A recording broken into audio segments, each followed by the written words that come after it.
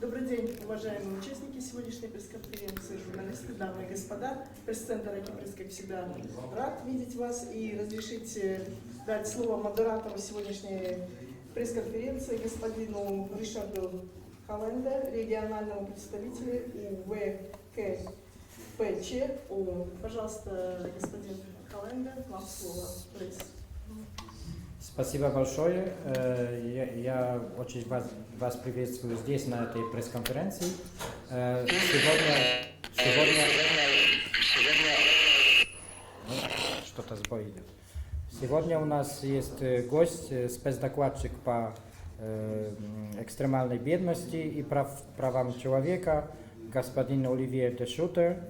И он представит сегодня приблизительно, не отчет, а то, что после его визита в Кыргызстане он увидел, услышал от своих партнеров. Конференция передается в прямом эфире в YouTube на английском языке. И у нас есть перевод на русский язык, то у вас есть наушники. Мы пригласим вас задавать вопросы после отчета и заявления господина де Шутера. И как у вас есть желание сделать интервью индивидуально, то, пожалуйста, подходите к коллегам и попросите, как это сделать. Но через несколько минут мы тоже привезем напечатанный пресс-релиз после визиты, что вы получите его на английском, на английском, русском и киргизском языке в уроке. И тоже, как вы хотите посмотреть оригиналы этих документов, они будут размещены на веб-сайте спецдокладчика, и там тоже будут видеозапись этой конференции и фотографии из визита. То есть какие-то вопросы в этот момент от вас? Все понятно, да? Хорошо, мы можем начинать. So we are ready. Mr. Olivier de Schutter, the floor is yours. Well, thank you very much to Mr. Richard Comenda for his introductory remarks. I'm very pleased to be here, and I look forward to the conversation that will follow my initial presentation. My name is Olivier de Schutter. I've been appointed by the Human Rights Council as Special Rapporteur on Extreme Poverty and Human Rights, and my role is to provide the international community with an assessment of the situation of poverty in the countries that I visit and how poverty relates to human rights. We are independent experts. I'm supported by the Office of the High Commissioner for Human Rights, but my assessment is made in my own name and under my sole responsibility. I do not represent, as such, the Office of the High Commissioner for Human Rights. In the course of the 12 days I spent in the country, I was privileged to meet with a very large number of people, including 8 ministries, having 2 exchanges with the Minister of Labour, Social Protection and Migration, Kudaibergen Bazarbayev. I also spoke with representatives from the Social Fund, with the Commissioner for Children's Rights, with the Ombudsperson, with parliamentarians, with representatives from the Supreme Court, and with a large number of communities and NGOs. The result is a statement that is, of course, too long to be read out, but that I would like to summarize through a number of key messages. Number 1, poverty in Kyrgyzstan is still at very high levels. The latest data we have show that if we use the national poverty line set at 1,000 sols per month per person, the figure of 25.3% of people below this poverty line that dates from 2020 may have to be revised quite significantly as a result of higher food prices and lower remittances. If we take into account the minimum subsistence level, in other terms, the basic needs of the individuals, maybe 70% of the population is below that level, estimated today at 6,300 soms per month per person. So there is enormous progress to be done in the fight against poverty, and poverty affects particularly rural areas more than cities. It also affects certain groups of people with disabilities in particular, who are protected under Law number 38 of 2008 on the rights and interests of persons with disabilities, but that is largely remained a dead letter because too few implementation measures have been adopted and the provisions of this law are not enforced. Women are in a particularly difficult situation. The employment rate of men is 70%, that of women is 42.1%, and that is a huge gap. It also is very striking that the gender pay gap is 75%, the result both of lower hourly wages for women and of the fact that women, more than men, work part-time. So that is the challenge we face. And in order to face that challenge, we need to address the key issues that I was told about and that I could look into in the course of my visit. The first topic I would like to address is that of corruption. The perception of corruption is very high in this country. One survey indicated that 92% of those polled in this survey saw corruption as a big or very big problem in the country. And many people I spoke to told me they had occasionally had to pay a small sum to the doctor to be treated, to the school director to have the kid registered in schools, or to the social worker in order to be listed as a beneficiary of some social program. This is a regressive tax on the poor. People in poverty may face obstacles in having access to certain public services as a result of those facilitation payments being expected.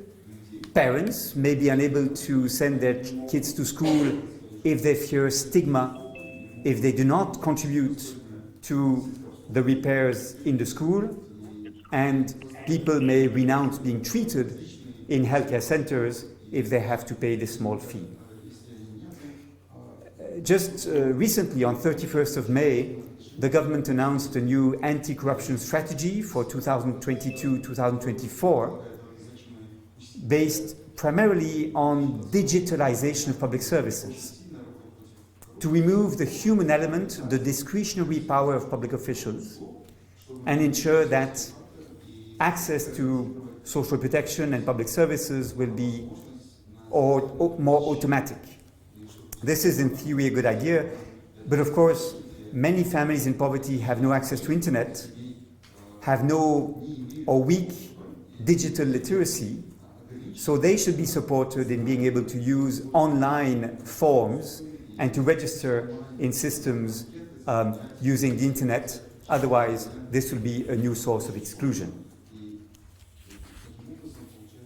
A second topic I looked at is education. Kyrgyzstan is highly respected and renowned for investing a lot in education. It dedicates, according to the latest figures, up to 7% of the GDP in the educational system. We were told that 60 billion soms went to education in 2022, but that is not the whole story. In recent years, we have seen studies, not least from the PISA, the Program for International Student Assessment, showing that the quality of education provided is very poor. Many schools are poorly equipped. In fact, 179 schools need to be demolished and rebuilt because the buildings are so worn out. And many schools do not have the sanitation facilities that would normally be expected. One problem I looked at in greater detail is the question of preschool education. It is very striking that 78% of children do not have access to preschool, and that is a serious problem because children in poor families will be disadvantaged even more as a result of not being well prepared when they enter formal education.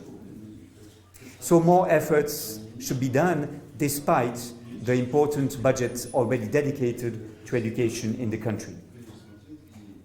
Turning now to healthcare, the major problem I have witnessed in the healthcare sector is, apart from the small facilitation payments I've already mentioned, the out-pocket payments that can be problematic for certain groups of the population.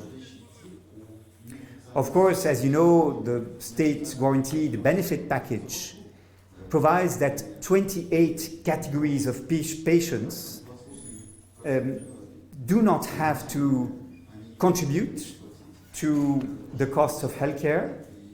Those 28 categories include military personnel, orphans, children below 5 years of age, people with disabilities, and so forth. But that does not cover all people who are poor. And so many poor families still have to contribute to receive the healthcare they deserve. And they also face high costs of medicines, although some medicines are almost fully free for treatment of cancer, epilepsy, schizophrenia, for example. This does not cover, for example, medicine against hypertension. I also examined the question of housing, and here we have seen efforts done by the government to improve access to housing for the population under the Affordable Housing Strategy 2015-2020, and now under the My Home Strategy, Mój Dom, 2021-2026. Those programs seek to provide loans at preferential interest rates for households seeking to buy their house. But these programs are of little use to people who do not have stable regular incomes and cannot pay back a loan even at those preferential interest rates. There are limited social housing programs, but the queues are extremely long. People have to wait 15 to 20 years in order to be able to enroll. And so I very much support the proposal by civil society groups to adopt a new law on social housing to increase access or improve access to housing for families in need. I also believe the regulatory framework to protect people from evictions should be improved, consistent with international human rights law. Let me say next a few words about employment. Every year, some 350,000 young adults leave high school, leave the university, and seek work. And the economy is not creating enough jobs for all, so a large number of them, between 7,000 and 50,000, depending on the sources, migrate to other countries, primarily Russia, but also Kazakhstan, Turkey, and increasingly South Korea, the UK, and Japan. That is extremely problematic. Youth unemployment rate reaches 14.8%. That is a figure from 2020. In other terms, it is more than double the average unemployment rate in the country. Women are particularly affected. The employment rate of women is much lower than that of men. I already mentioned the figures. And what is more troubling even is that if you look at the young people who are not in education, employment or training, in other terms that are neither trained nor employed, the figure is 29% amongst girls and only 12.1% amongst boys, which shows that for young women graduating from high school or university, the prospects are very dim indeed. We also know that in this country, 71% of the workers are informal workers, and as a result, they are not protected or very weakly protected by labor legislation, by social protection schemes, and in the future, they will not be protected by the old age pension system that is in place. So the formalization of work is another important priority that should be taken into account. And I very much welcome the fact that in the plans to reform pensions that I discussed at length with the Social Fund during my visit, formalization of work is one of the key priorities. Let me say a few words about remittances, because this is, of course, a huge issue in this country. And let me be very clear about the dilemma that the government is facing. In the short term, remittances are a very powerful tool to reduce poverty. They are a vital safety net, particularly for poor households in rural areas that benefit more than richer households from the system. In fact, it is a vital safety net without which poverty figures would be significantly higher.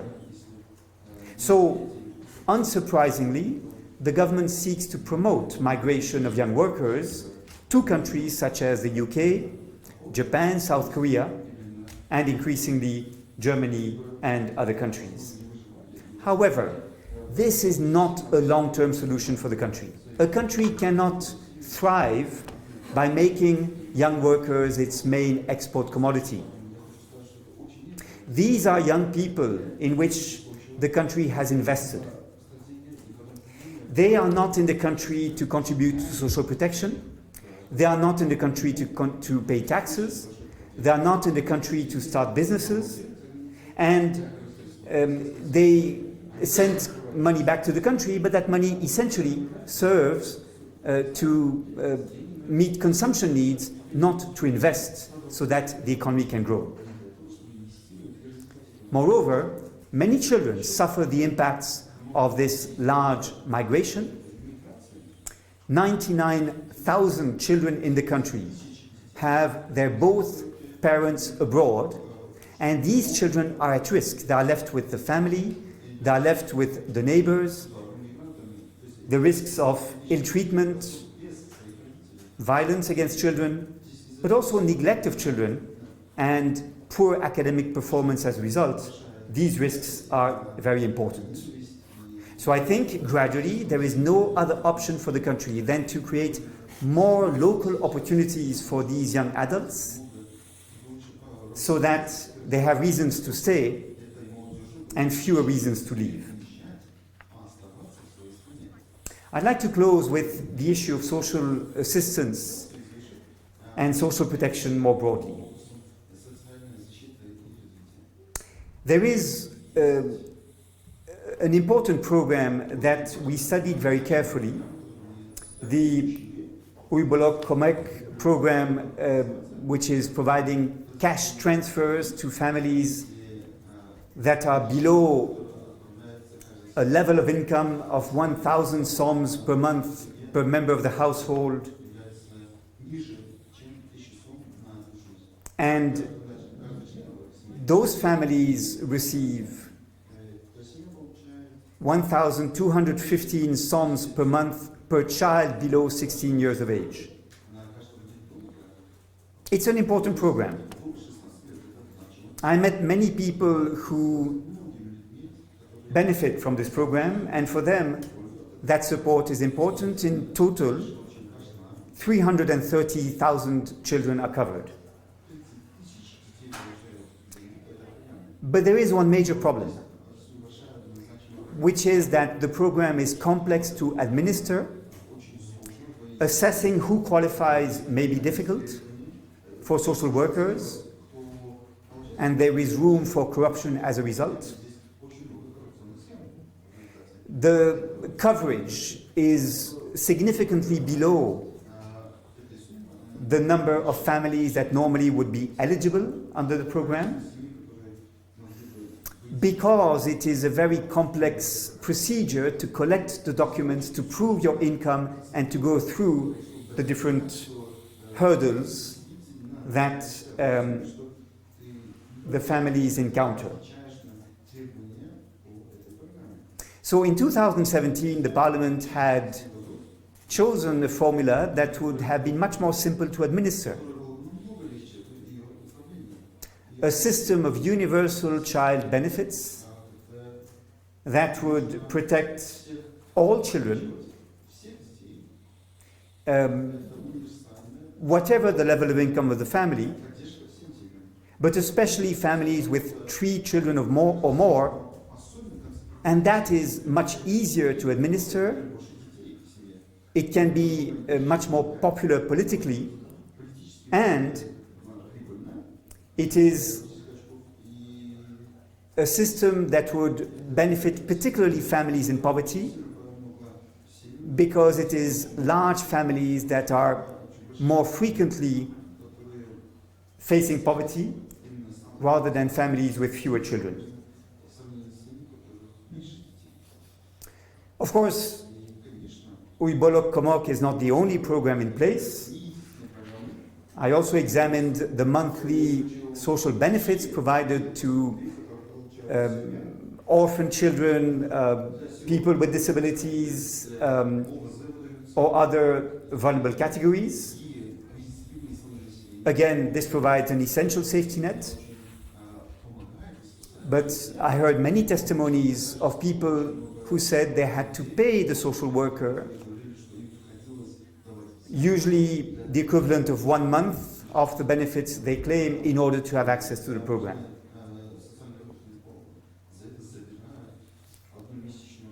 So there is room for progress in this area too. Finally, there is a pensions system that I studied. It's a system that is covering a very large number of old age persons. It's quasi-universal, because in the former Soviet era, almost everyone was employed. But in the future, all the workers who today are informal workers will not be covered by that old age pension system. And the pension they will have a right to will be very minimal indeed. So this is one more reason to accelerate formalization. And this is the main challenge, that in the future, the ability for the pension system to protect the population will meet. So these are my key messages, and I have shared these messages with the government this morning. I will continue to cooperate with the government with a view to presenting a final report in Geneva at the Human Rights Council in June 2023. So the government has 1 year to take into account those messages, to launch reforms in the key areas I've identified. I list in my statement that will be distributed to you very soon, the 5 short-term priorities that I believe can be launched within this year. And I also identify some more long-term objectives the government should set for itself. I strongly believe that the government has no choice. Today the economy is weakly diversified. Revenues essentially depend on the extractive industry, tourism, 5% of the GDP, and remittances from migrant workers abroad. But that is not viable in the long term. The economy must diversify into manufacturing and services sectors. Many more opportunities should be provided for young workers. The tax base should be increased by formalizing work, and that is how social protection can be financed. Ultimately, it is by investing in people, by investing more in social protection, by improving schools, by fighting against corruption in the healthcare system, that young Kyrgyz adults will be encouraged to stay and to contribute to the future prosperity of the country. Thank you very much. Thank you very much, Mr. De Schutter, for this interesting summary of preliminary findings. Сейчас, как есть вопросы, ответы, пожалуйста. У меня первый вопрос.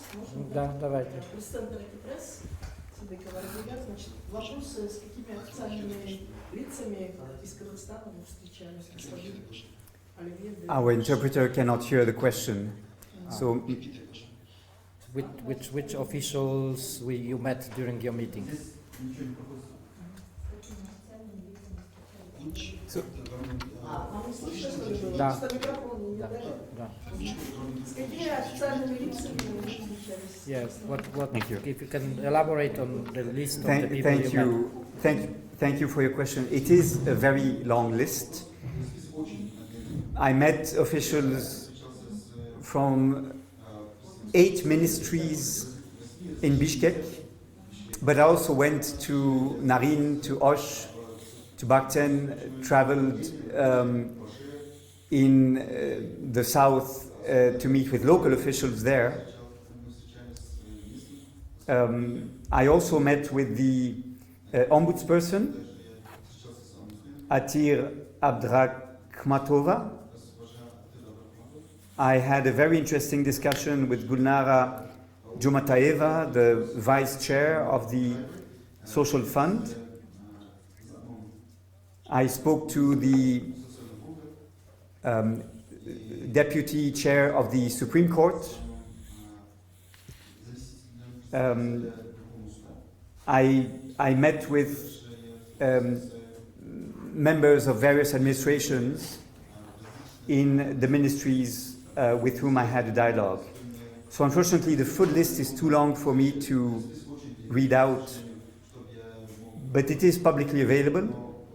I believe that in the press release there is a link to the program of the visit where you have an idea of the officials whom I met.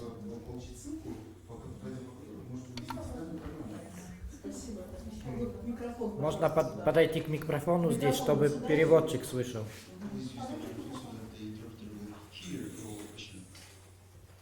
И, пожалуйста, представьте себя.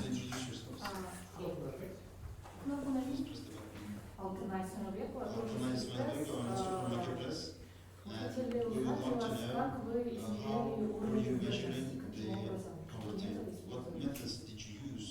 Спасибо.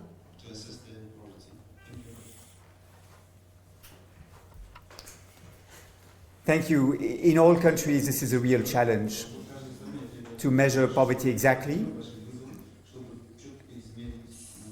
And I am more interested, therefore, in how the the curves evolve than in absolute figures. Of course, Kyrgyzstan has a national poverty line that is set at 1,000 soms per month per person. And this poverty line in parity of purchasing power is equivalent to about $4.2 per day, which is what a lower middle income country such as Kyrgyzstan must use as a national poverty line.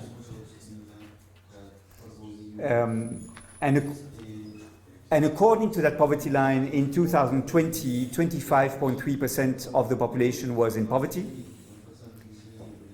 But the recent crisis,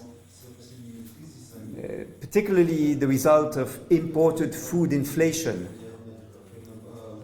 since Kyrgyzstan imports most of its wheat, its sugar, and its vegetable oils, and the reduced remittances resulting from the COVID-19 pandemic and from the crisis resulting from the invasion of Ukraine, all this allows us to anticipate a significant increase of the figures, which I hope will not materialize, and which I hope, if it does materialize, will be temporary. I think what's important for us is to realize that without remittances, many families would not be able to cope. And that is a very fragile answer to the question of poverty. It is also not one that in the long term is sustainable for the country. And that is why, in complete agreement with many people I spoke to in the country, I believe the country should invest more not in encouraging migration, but in encouraging people to invest here, creating more opportunities for the young adults of this country. Thank you very much. Спасибо большое. Есть вопросы? Следующие. Здравствуйте, меня зовут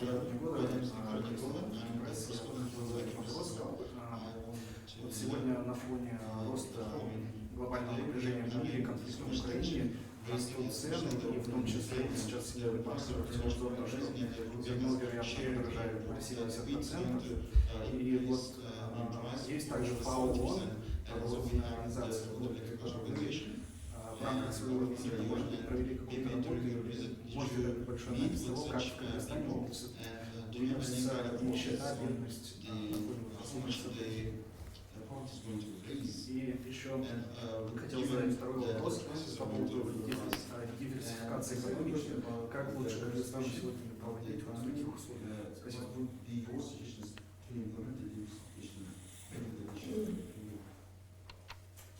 So thank you for these questions. I am as worried as everyone else by the rising prices on global markets for major agricultural commodities. And in Kyrgyzstan, there are reasons to fear this increase. Kyrgyzstan imports 47% of its wheat, 37% of its sugar, 84% of its vegetable oil. And as you know, Ukraine and Russia provide 25% of the world's exports of wheat, 15% of the world's exports of maize, and Ukraine is the most important exporter of sunflower oil. So that dependency of Kyrgyzstan on imports and the closure of certain supply chains from Ukraine and Russia are indeed a source of concern.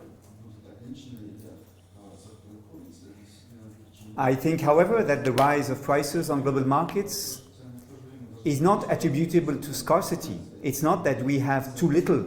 In fact, the food stocks are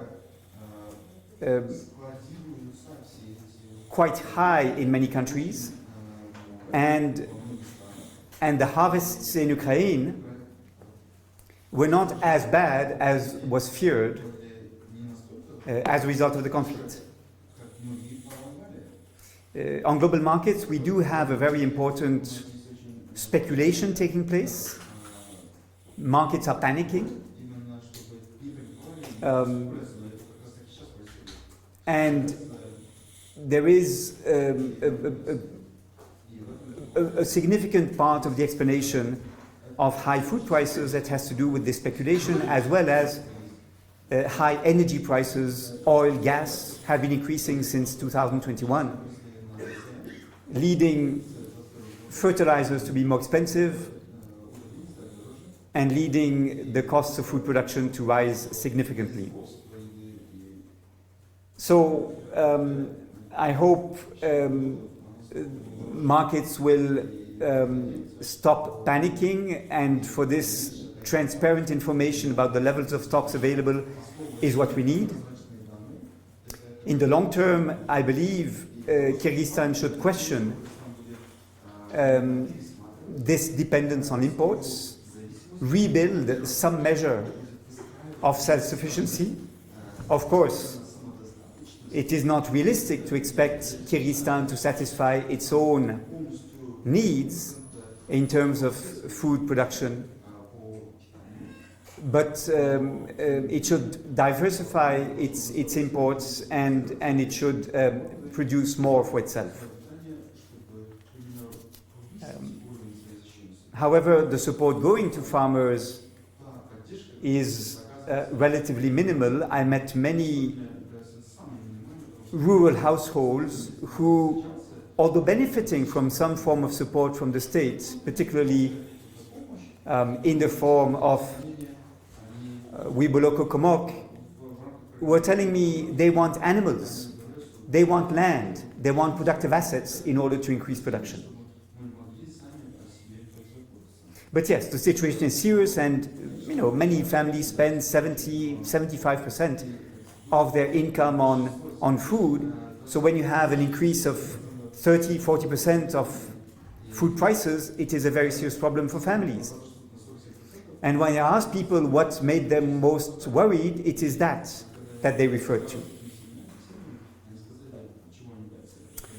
On your second question about diversifying the economy, I am no magician, but I can read the figures.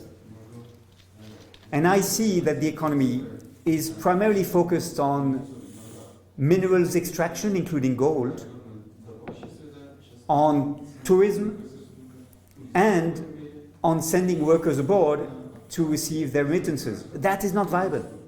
And that is not labor intensive in terms of local production. So my recommendation to the government is simply that education should be improved to encourage people to start businesses, to create a manufacturing industry that can recruit people, as well as a services industry, which requires a highly qualified workforce. But such industries cannot flourish here because people are too poor.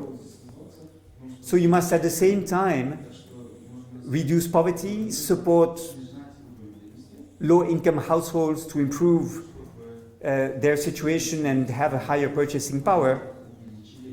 No one will produce here if there is no one to sell to.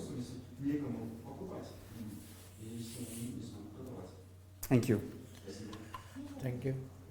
Пожалуйста, можете.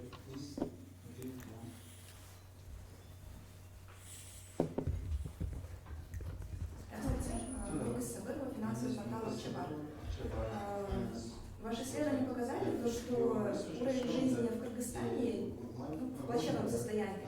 И скажите, легко ли было вам получать такие данные от госорганов? И второй вопрос. Статистические данные не всегда отражают полную картину. Как вы считаете, в наших реалиях уровень жизни еще ниже?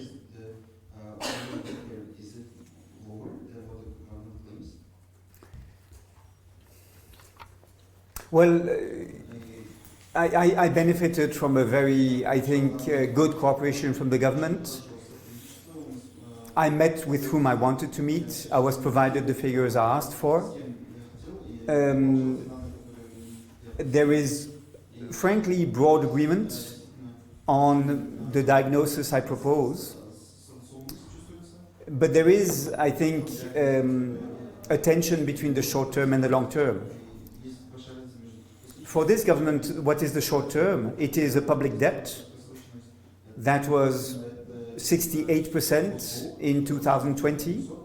That now is a bit lower, but that makes it difficult for the government to borrow. The short term is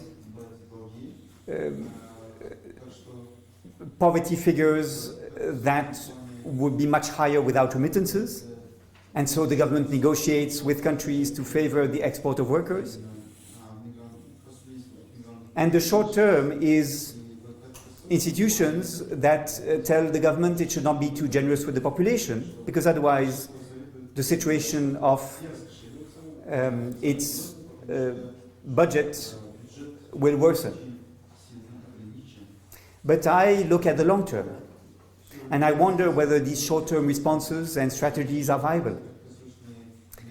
And my answer is that they are not.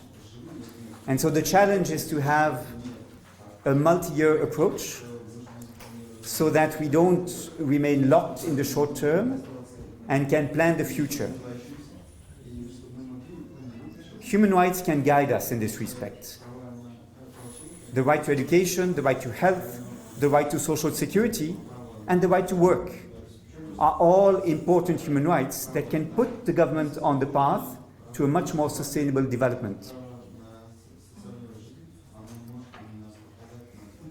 As regards data, which is really at the heart of your question, they exist, these data. I met with the National Statistical Committee that I think is a very professional body. But data are not what politicians necessarily act upon. And what we need is these data to be considered as a source of monitoring so that progress towards SDGs is much more carefully tracked. Many people here would not survive, I should add, without solidarity of the neighbors, of the extended family, of the networks. That is a safety net the government is not responsible for, but it plays also a very important role. So we have very high poverty figures, but families are protected from destitution thanks to this solidarity. Thank you. Thank you very much. Пожалуйста, можете подойти к микрофону. Добрый день, меня зовут Айдай Кадырова, я являюсь директором общественного благотворительного фонда. Microphone is off. Thank you. Добрый день, меня зовут Айдай Кадырова, я являюсь директором общественного благотворительного фонда «Бабушка Добшин». Спасибо большое за то, что вы нашли время, помочь нам, нашей стране, искоренить уровень бедности. И у меня к вам такой вопрос, вот как к докладчику, как к эксперту. У нас вот в стране внедряется система государственного социального заказа. То есть многие министерства начали вводить вот эту систему, и первым государственный социальный заказ реализует с 2008 года Министерство труда и социального развития. У меня такой вопрос. Допустим, через развитие вот системы госсоцзаказа, через развитие социального и государственно-частного партнерства, насколько возможно было бы решить проблемы бедности в стране? Потому что вы же понимаете, через систему госсоцзаказа, допустим, реализуются социальные проекты, в результате чего, допустим, люди получают какие-то услуги, те, которые работают в гражданском обществе, в организациях, платят налоги. Вот. И, в общем, это со всех сторон выгодно. И насколько, если мы будем продолжать развивать систему госсобзаказа и государственного частного предпринимательства, можно решать социальные проблемы страны и вообще развитие страны в общем. Спасибо.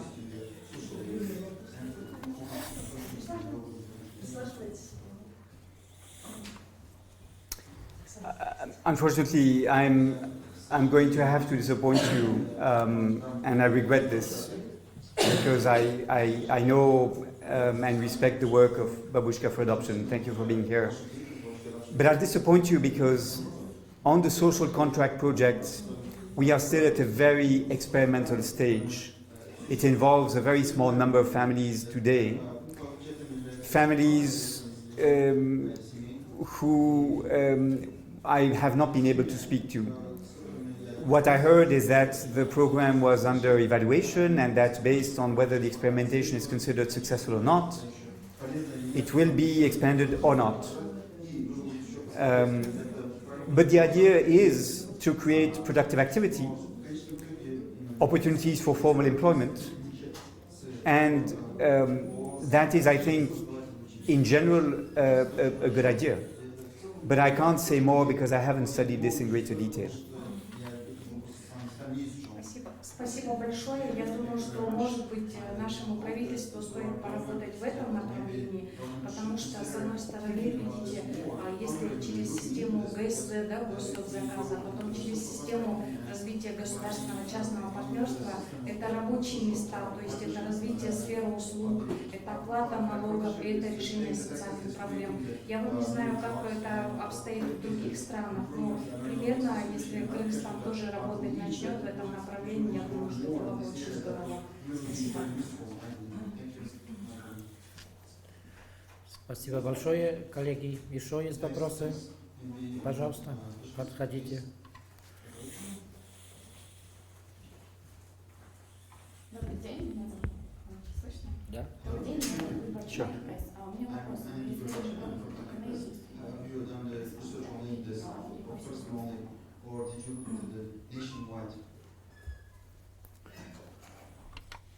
Well, I wouldn't say only, because the south is a very large area. But I went in Narin, in Osh, and in Bakhten. I also spent some time in Nukat. So yes, I did not travel to the north. That is correct. еще один вопрос. Скажем так, в каком регионе очень высокий уровень бедности? В каком регионе и почему? Well, the reason I chose those oblasts that I mentioned is because it is there that the poverty figures are worst. Jalalabad and Narin are relatively better off, but are the worst regions, and Osh, Bishkek much better off. In general, rural areas are much more poor than cities. That explains why Wiboloko Komok covers mostly rural households. So there is still this gap. The gap is narrowing, however, and I saw many families who had one or more members migrating to the cities. And so around Bishkek we now have, depending on how many you count, maybe 48, 50 Novostroyki settlements, often composed of people having migrated from rural areas and sometimes very poorly served by public services, very poorly equipped. So, although rightly there is a focus on rural areas and on the poor oblasts of Jalalabad and Narin, as well as Bakhten, it's important to realize that there is a new class of urban poor that also deserves to be paid attention to.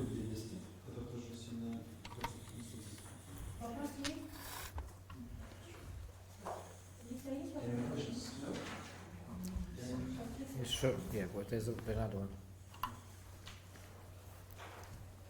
Извините, еще один вопрос. Вероятно, я не услышал. Вот какие ваши мнения по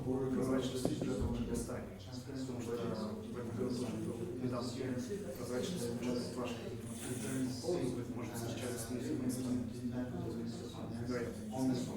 Ваше мнение о прозрачности бюджета в Кыргызстане, вовлеченности людей в формирование бюджета.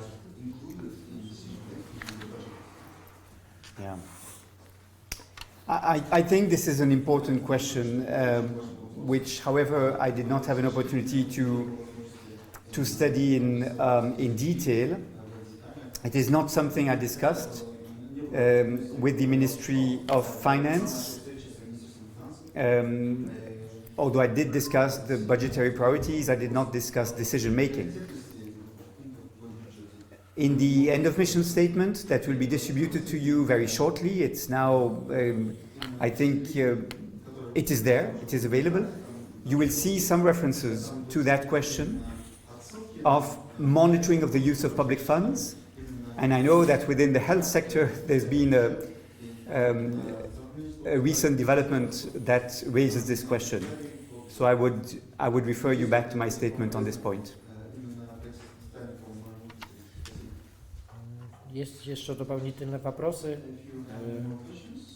Как нету, so there are no additional question. Maybe you'll give follow up and summary of your visit and your what's the next steps. Thank you very much indeed. So I would like to thank you all for being here. You will have much more information in the end of mission statement that is being distributed by my team and that is now available in the Kyrgyz language. I have to say, I've been very impressed by the cooperation I obtained from the government. Governments are not obliged to accept such visits as mine.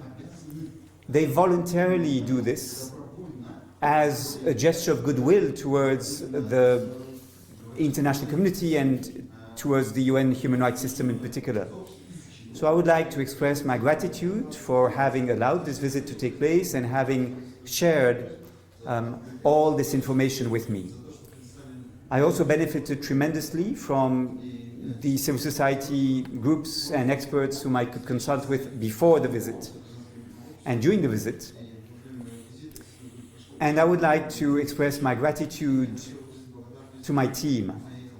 I'm supported by superb, dedicated individuals who, for weeks before the visit, spoke to people here, interviewed experts, collected data, commissioned research, allowing me to enter in the country with a very good quality information, allowing me to raise the right questions. I would like to mention by name Patricia Varela from the Office of the High Commissioner for Human Rights and Agat Osinski, my personal advisor. I also benefited from the excellent support that Richard Komenda you provided. Richard is, until today, and still will be tomorrow, the head of the regional office for Central Asia of the Office of the High Commissioner for Human Rights. But I think he now has become a friend. And I would like to thank you very much again for your support. The mission was easy and fun, thanks to the support of Richard and his team, with Bakai and Oksana, who've been so helpful. So with this, let me close this press conference, and again, let me alert you to the statement that is now available in Kyrgyz language, and I wish you a very good weekend. Thank you. Спасибо большое.